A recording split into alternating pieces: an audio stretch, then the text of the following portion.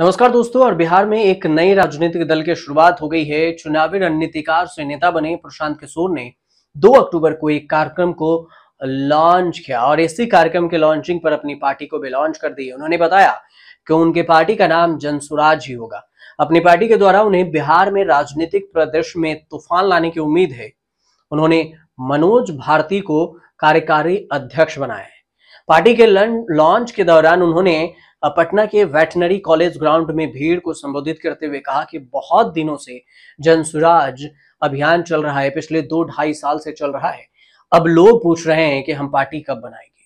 आप यहाँ पार्टी बनाने के लिए जुटे हैं, भगवान का शुक्रिया अदा करना चाहिए। आज चुनाव आयोग के आधिकारिक तौर पर जनसुराज को जनसुराज पार्टी के तौर पर स्वीकार कर लिया गया। प्रशांत किशोर को पीके के लोग से भी पीके के नाम से भी जानते हैं और अपने समर्थन से पूछा कि नाम ठीक है, चुनाव आयोग के कहने से नहीं होगा, आप लोगों के मन में क्या है वो बताइए। अब जनसुराज पार्टी का नाम ठीक है, इसने सब लोगों ने अप्रूवल भी दे दी और हाँ भर दी। अब लगभग 5,000 से ज्यादा नेता आए थे। अंदाजा जो पार्टी की तरफ से बताई गई वो 2 लाख से ज्यादा लोगों को जमा होने की परमिशन थी।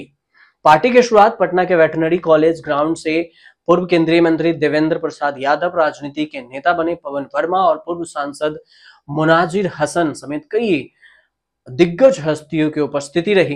पार्टी की स्थापना प्रशांत किशोर द्वारा चंपारण से राज्य की 3,000 किलोमीटर से अधिक लंबी पदयात्रा शुरू करने से ठीक 2 साल बाद की गई, जहां महात्मा गांधी ने लोगों को एकजुट करने के लिए देश में पहला सत्याग्रह शुरू किया था।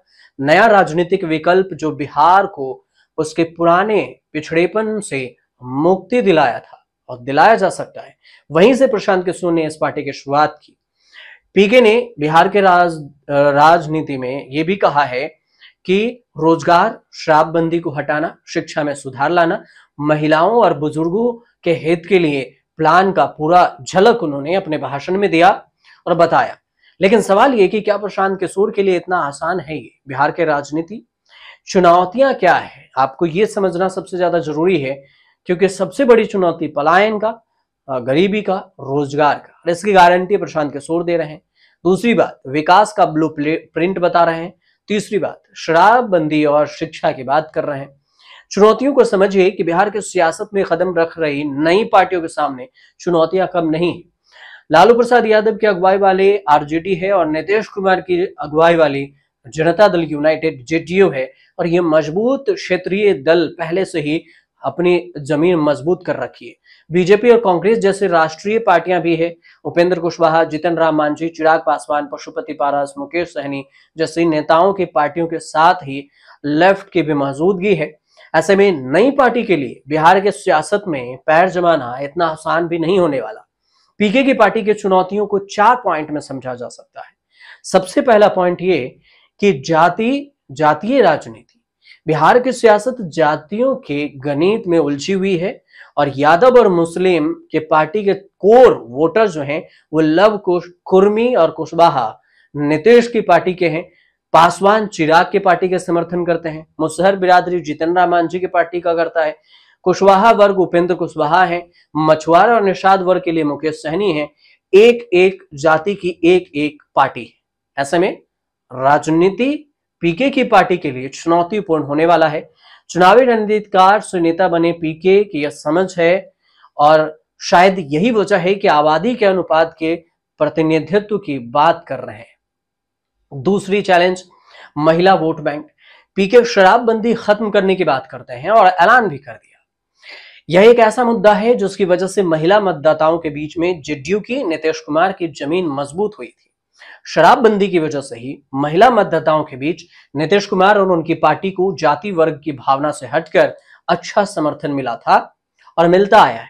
यही वजह है कि जब भी नीतीश कुमार और उनकी पार्टी को लेकर ऐसी धारणा बन जाती है कि बस अब इनकी राजनीति ढलान पर है, तब वे मजबूती से वापस लौटते हैं। और ऐसे में महिला वोट बैंक को अपने साथ लाने की चुनौती भी पीके के सामने है, क्योंकि ये शराबबंदी को खोलना चाह रहे हैं। तीसरा ये कि अलग तरह की पार्टी साबित करना भी चुनौती है। पीके लगातार ये कह रहे हैं कि नई पार्टी और उससे अलग होगी, अलग तरह की पार्टी होगी।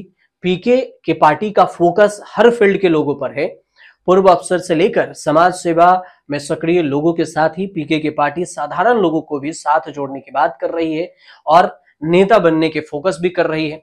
लेकिन इसमें चौथी चुनौती जो है वो क्रेडिबिलिटी की। नीतीश कुमार की अगुवाई वाली जेडीयू हो या फिर लालू प्रसाद की आरजेडी, इन पार्टियों की क्रेडिबिलिटी कहीं अधिक है और ये दल सत्ता में रहे हैं, काम भी किया है। क्या ये सही किया या गलत किया ये एक अलग विषय है, लेकिन पीके की पार्टी सियासत के मैदान में नए प्लेयर है। इसे अभी इसके लिए स्पेस बनाना है, क्रेडिबिलिटी हासिल करनी है, विश्वसनीयता पाना है, जनता का भरोसा जीतना है। और पीके की पार्टी का विजन की बात करें तो इससे वास्तविकता को लोगों को भी बताना है, उसके बाद ही लोग इसे मौका भी देंगे। लेकिन इससे पहले अगर ये कह देना कि पीके की पार्टी बिहार में एक बड़ा प्रचंड बहुमत हासिल कर सकती है, ये जल्दबाजी होगी, क्योंकि कई सारी चीजों को समझना होगा बिहार की राजनीति को लेकर, बिहार की जमीनी हकीकत को लेकर, बिहार में रोजगार को लेकर। लेकिन इन सब के बावजूद पीके दावा ठोक रहे हैं कि 2025 में वो बिहार में एक नई क्रांति ला सकते हैं।